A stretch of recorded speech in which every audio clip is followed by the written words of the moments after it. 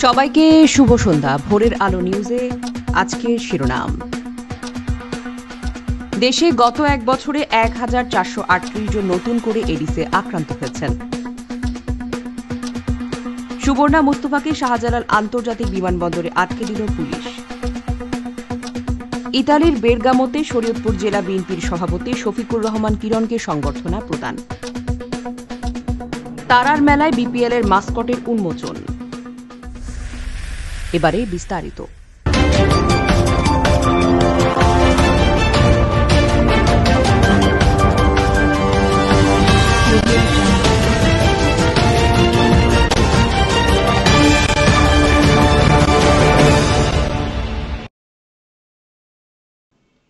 গত এক বছরে ১,৪৩৮ জন নতুন করে এইডসে আক্রান্ত হয়েছেন। গতকাল রবিবার ছিল বিশ্ব এইডস দিবস।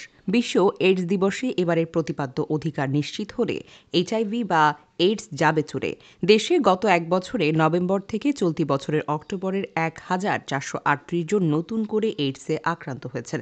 এবছর এইডসে মারা গেছেন ১৯৫ জন। বাংলাদেশে ১৯৮৯ সালে প্রথম এইচআইভি পজিটিভ ব্যক্তি শনাক্ত করা হয়। এর মধ্যে এবার এইডসে আক্রান্তের সংখ্যা সর্বোচ্চ। এই তথ্য স্বাস্থ্য অধিদপ্তরের জাতীয় যক্ষ্মা, কুষ্ঠ এবং এইডস নিয়ন্ত্রণ কর্মসূচির। দিবসটি উপলক্ষে আজ দেশের এইডস সংক্রান্ত নানা পরিসংখ্যান তুলে ধরবে স্বাস্থ্য অধিদপ্তর। বাংলাদেশে ১৯৮৯ সালে প্রথম এইচআইভি পজিটিভ ব্যক্তি শনাক্ত করা হয়। বিশ্বের অন্য দেশের তুলনায় বাংলাদেশে আক্রান্ত কম হলেও ঝুঁকি বেশি, কারণ পার্শ্ববর্তী দেশ ভারত ও মিয়ানমার এই রোগের উচ্চ ঝুঁকিতে রয়েছে। তথ্য বলছে এবার বাংলাদেশে এইডসে আক্রান্তের সংখ্যা সর্বোচ্চ। এইডসে আক্রান্তের সংখ্যা বাড়লেও এবছর রোগটিতে মৃত্যুর সংখ্যা কিন্তু কমেছে। তবে বয়সে তরুণরা কিন্তু এই রোগে আক্রান্ত সংখ্যাটা অনেক বেশি বেড়ে গেছে।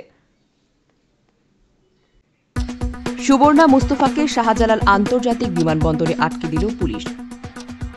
বিদেশ যাওয়ার সময় একাদশ জাতীয় সংসদে সংরক্ষিত মহিলা আসন ৪ এর সাবেক সংসদ সদস্য এবং অভিনেত্রী সুবর্ণা মুস্তফাকে বিমানবন্দরে আটকে দিয়েছে ইমিগ্রেশন পুলিশ। যাত্রী হিসেবে তার সঙ্গে স্বামী বদরুল আলম সাদু ছিলেন। তাকেও দেশ ছাড়তে দেওয়া হয়নি। বিমানবন্দরে শনিবার দুপুরে তাকে ফিরিয়ে দেওয়া হয়। হযরত শাহজালাল আন্তর্জাতিক বিমানবন্দরের দায়িত্বশীল একটি সূত্র গণমাধ্যমকে বিষয়টি নিশ্চিত করেছে। সূত্র জানায়, সুবর্ণা মুস্তফা স্বামীসহ ব্যাংকক যাচ্ছিলেন। তাকে বিমানবন্দর থেকে ফিরিয়ে দেওয়া হলো, আটক বা গ্রেফতার করা হয়নি। বিমানবন্দর কর্তৃপক্ষ থেকে জানা গেছে, আজ থাই এয়ারওয়েজের একটি ফ্লাইটে থাইল্যান্ডে যাওয়ার কথা ছিল সুবর্ণা মুস্তফার। সেই জন্য সকালে তিনি শাহজালাল আন্তর্জাতিক বিমানবন্দরে উপস্থিত হন। এক পর্যায়ে তিনি ইমিগ্রেশন প্রক্রিয়া সম্পন্ন করে বোর্ডিং গেটের দিকে চলে যান। পরে একটি গোয়েন্দা সংস্থার দেশত্যাগে নিষেধাজ্ঞার আনুষ্ঠানিক তালিকায় সুবর্ণার নাম রয়েছে বলে সংস্থাটি ইমিগ্রেশন পুলিশকে জানায়। সুবর্ণা মুস্তফা ২০১৯ থেকে ২০২৪ সাল পর্যন্ত সংরক্ষিত মহিলা আসন ৪ এ আওয়ামী লীগের প্রতিনিধিত্ব করেছেন। ইতালির বেরগামোতে শরীয়তপুর জেলা বিএনপির সভাপতি শফিকুর রহমান কিরণকে গণসংবর্ধনা প্রদান। সোনার কিরণ খ্যাত শরীয়তপুরের মেহনতি মানুষের নেতাকে ইতালিয়স্থ শরীয়তপুর জেলা বিএনপি এবং বেরগামো বিএনপির আয়োজনে বেরগামো বিএনপির সভাপতি জামাল কবির এর সভাপতিত্বে এবং নাজমুল হোসেন চঞ্চল ও শেখ শাহ আলম এর যৌথ সঞ্চালনায় স্থানীয় একটি হলরুমে সাবেক সংসদ সদস্য, শরীয়তপুর জেলা বিএনপির সভাপতি, বিএনপির জাতীয় নির্বাহী কমিটির সম্মানিত সদস্য এবং জনাব শফিকুর রহমান কিরণকে গণসংবর্ধনা এবং ফুলেল শুভেচ্ছা প্রদান করেন। পবিত্র কুরআন তেলাওয়াত এবং দলীয় সঙ্গীত পরিবেশনের মধ্য দিয়ে অনুষ্ঠানটি শুরু করেন। শুভেচ্ছা বক্তব্য রাখেন বেরগামো বিএনপি সাংগঠনিক সম্পাদক মোহাম্মদ ইদ্রিস ঢালী। সেই সময় প্রধান অতিথি হিসেবে আসন অলঙ্কিত করেন আলহাজ শফিকুর রহমান কিরণ। প্রধান বক্তা হিসেবে উপস্থিত থেকে বক্তব্য রাখেন ইতালি বিএনপির সাধারণ সম্পাদক ঢালী নাসির উদ্দিন। প্রধান অতিথি বলেন, শরীয়তপুরবাসীর জন্য প্রধান সমস্যা হল ড্রেজারে মাটি কাটা। এই ড্রেজারের কারণে নদীর পাড়ে মানুষের বাড়িঘর হুমকির মুখে পড়ছে এবং অনেক বাড়িঘর নদীতে বিলীন হয়ে গেছে। আপনার বিএনপিকে ভোট দেবেন, বিএনপিরা ক্ষমতায় গেলে ড্রেজার দিয়ে মাটি কাটা নির্মূল করব। তিনি আরও বলেন, আপনার যদি আমাকে ভোট দিয়ে নির্বাচিত করেন তাহলে নড়িয়া সখীপুরকে বাংলাদেশের মধ্যে একটি আধুনিক উপজেলা হিসেবে করে তুলব। তারার মেলায় বিপিএল এর মাস্কটের উন্মোচন।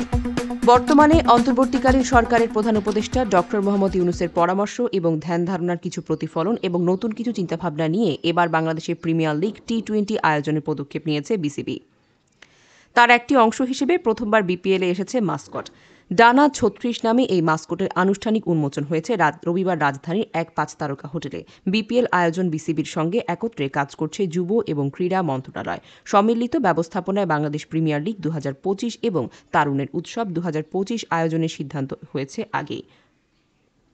অনুষ্ঠানে প্রধান অতিথি হিসেবে এই আয়োজনে উপস্থিত ছিলেন যুব এবং ক্রীড়া মন্ত্রণালয় এবং স্থানীয় সরকার পল্লী উন্নয়ন সমবায় মন্ত্রণালয়ের উপদেষ্টা আসিফ মাহমুদ সজীব ভুঁইয়া। ছিলেন বিসিবির সভাপতি ফারুক আহমেদ, বাফুফের নতুন সভাপতি তাবিদ আওয়াল সহ বিসিবির অন্যান্য পরিচালক। ক্রিকেটারদের মধ্যে তামিম ইকবাল, নাজমুল হোসেন শান্ত, মুশফিকুর রহিম, জাহানারা আলম, সালমা খাতুন, নিগার সুলতানা জ্যোতি উপস্থিত ছিলেন। সাকিব না থাকলেও নারী ও পুরুষ কয়েক ক্রিকেটারদেরকে নিয়ে বিপিএলের মাস্কট উন্মোচন হয়েছে। এর আগে প্রদর্শন করা হয় জুলাই আগস্ট বিপ্লবে শহীদদের সম্মানে নির্মিত প্রামাণ্যচিত্র জুলাই অনির্বাণ। বিপিএলের অফিসিয়াল এই মাস্কটের নাম ডানা ৩৬ রাখা হয়েছে, যার গড়ন ব্যবহৃত রং অঙ্গভঙ্গি উপস্থাপন করে স্বাধীনতা, শান্তি, মুক্তি, তারুণ্য, প্রাণবন্ততা, উৎসব এবং সীমাহীন সম্ভাবনাকে। এখানে ডানা শব্দটি পাখা অর্থে ব্যবহৃত হয়েছে, যা স্বাধীনতা এবং মুক্তির প্রতীক। ডানা বা পাখা প্রসারিত করা একটি সাদা পায়রা বা শান্তির প্রতীক এবং প্রতিপাশে ১৮টি করে মোট ৩৬টি রঙিন পালক উপস্থাপন করে ৩৬শে জুলাই ২০২৪ পর্যন্ত ছাত্র জনতার আন্দোলনের অবিস্মরণীয় স্মৃতিকে, যা প্রতিটি স্বপ্নবাজ, উদ্যমী এবং অপ্রতিরোধ্য তরুণকে নতুন বাংলাদেশ গড়ার অনুপ্রেরণা যোগায়। ডানার স্বপ্নময় চোখ এবং উজ্জ্বল হাসিতে ছড়িয়ে আছে বাংলাদেশের ক্রিকেট প্রেমীদের আনন্দ এবং ক্রিকেট মাঠের অফুরন্ত সম্ভাবনা। মাস্কট উন্মোচনের আগে বিসিবির সভাপতি ফারুক জানিয়েছেন, বিপিএলের উদ্বোধনী অনুষ্ঠান হবে ২৩শে ডিসেম্বর। এতক্ষণ ভোরের আলো নিউজের সাথে থাকার জন্য ধন্যবাদ।